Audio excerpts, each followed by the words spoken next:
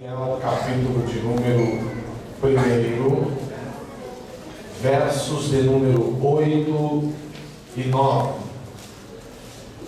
E Daniel assentou no seu coração não se contaminar com a porção do manjar do rei, nem com o vinho que ele bebia. Portanto, pediu ao chefe dos eunucos que lhe concedesse não se contaminar. Ora, deu Deus a Daniel graça e misericórdia diante do chefe dos eunucos. Queridos, o texto que lemos, ele fala a respeito da vida do profeta Daniel. Daniel foi um moço que, aos seus 14 para 16 anos, é tirado bruscamente da sua terra, da sua casa, do seu habitat natural. Todos nós sabemos que ao longo da história de Israel, Deus permitiu que Israel fosse sitiada, invadida, perseguida, destruída por algumas nações. Vez por outra, quando Israel se desviava, olhe bem para mim aqui, quando Israel se desviava dos propósitos, da vontade de Deus, Deus levantava, o próprio Deus permitia que uma nação vizinha se levantasse contra Israel para sitiá-la, para destruí-la, e assim, por intermédio desta invasão, Israel aprendesse a lição que não valia a pena se desviar dos propósitos de Deus. E assim Israel, de maneira dolorosa, porque nós sabemos que quem não vem pelo amor, vem pela dor. Coisa boa é quando o cristão, o crente, entende a vontade de Deus e se submete a ela. Todavia, quando este tapa os ouvidos do coração e da alma e não obedece à vontade do Senhor, Deus permite uma situação acontecer na vida deste crente, para que ele desperte, para que ele acorde, para que ele se levante. E não adianta culpar o diabo, não adianta culpar a igreja, não adianta culpar o pastor, não adianta culpar a mãe, não adianta culpar o líder. Você tem responsabilidade com as suas ações. Preste atenção, Paulo disse assim: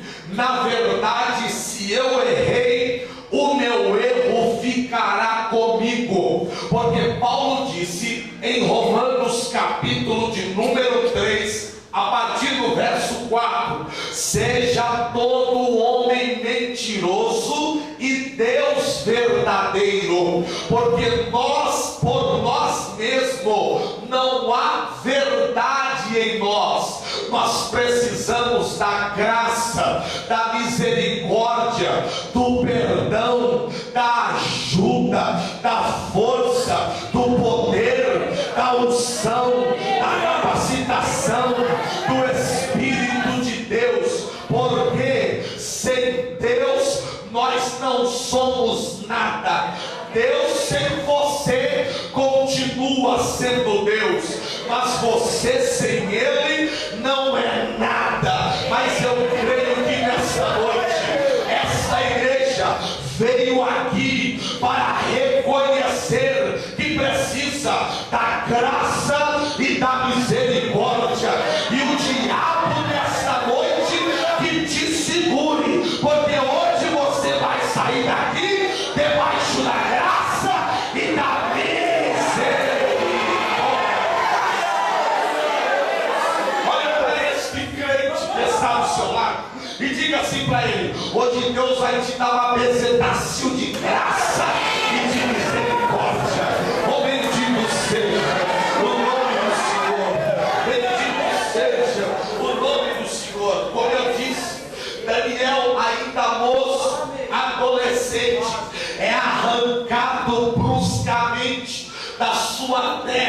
da sua pátria, da sua cultura, da sua comunidade.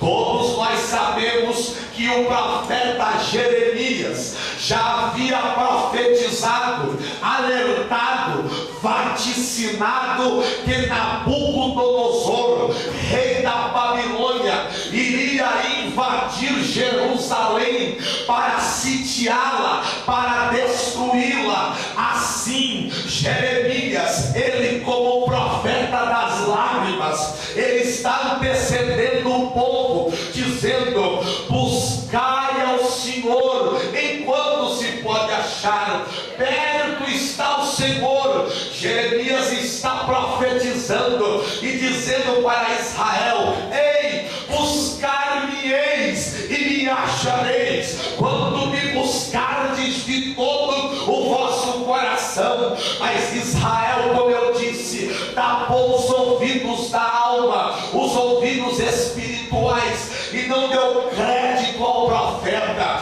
Quando você não dá crédito ao profeta, quando você não dá crédito à profecia, eu tenho uma notícia para te dar: a sua vida vai de mal a pior. Oxalá que nesta noite todos nós fôssemos profetas para exortarmos uns aos outros a permanecermos firmes no Senhor, porque você não foi chamado para ser o profeta do caos, você não foi chamado para ser o profeta do desânimo, porque muita gente hoje só sabe profetizar tragédia na vida do outro.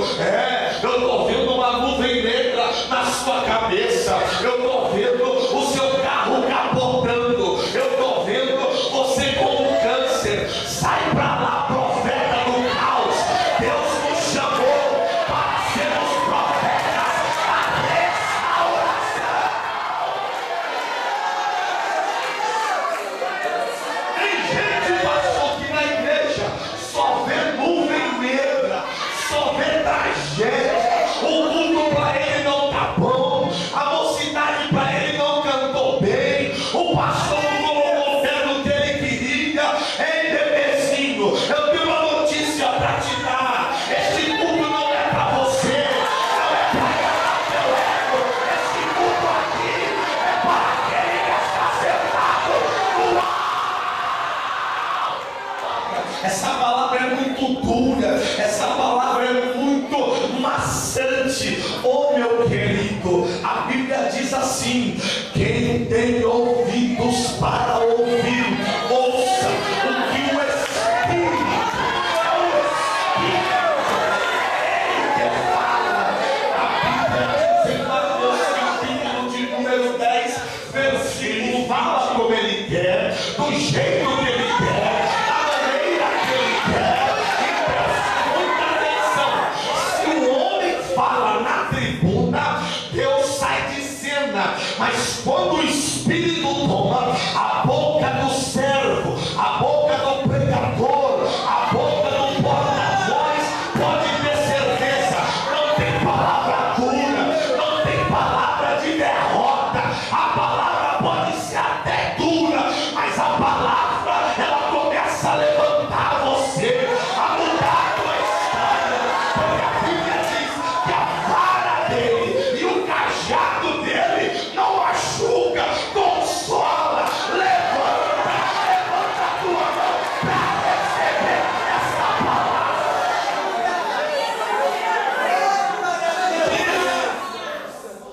Jesus, já vou falar de Daniel. Jesus tinha duas formas de pregar. Nele havia duas formas de pregar embutidas em uma só. Aonde está isso? João capítulo 1, verso 14, diz assim: e o Verbo se fez carne e habitou entre nós, e vimos a sua glória, como a glória do unigênito do Pai, cheio de graça e de verdade. Graça e verdade. Jesus pregava com esse tempero: graça e verdade. Presta atenção: quando eu prego só pela e não uso a verdade, eu uso de libertinagem e inovação ao pecado. Por quê? Porque aí fica fácil. Eu peco e fico dizendo: é a graça me perdoa. Claro que a graça perdoa, mas a graça é embutida com a verdade.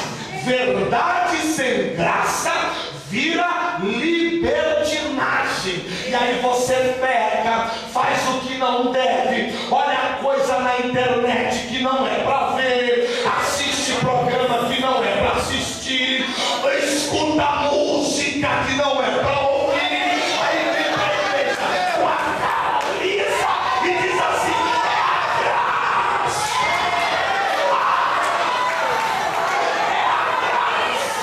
mas a graça tem que ter a verdade. Por outro lado, a verdade não pode ser pregada sem a graça. Por quê?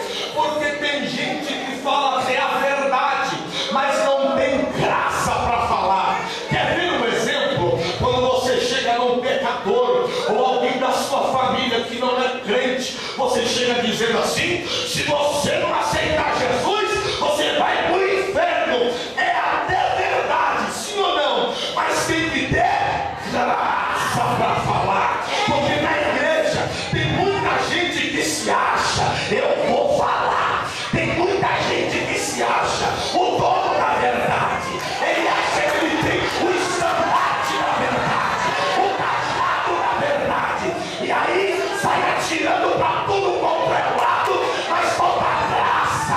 Agora Jesus não. Jesus falava com graça e verdade, verdade com graça, graça com verdade e verdade com graça.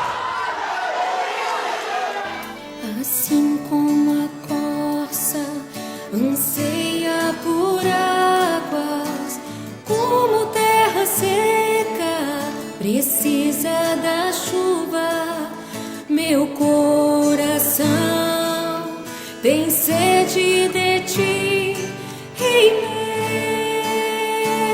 e Deus meu. Assim como a corça anseia por águas, como terra seca precisa da chuva, meu coração tem sede de ti, Rei meu e Deus meu. Faz chover, Senhor Jesus, dá mais chuva neste lugar, com teu rio, Senhor Jesus, inundar o meu coração. Faz chover, Senhor Jesus, dá mais chuva neste lugar, com teu rio, Senhor Jesus, inundar o meu coração. Assim como a corça anseia por águas, como terra seca precisa da chuva, meu coração tem sede de ti, Rei meu e Deus meu. Assim como a corça, assim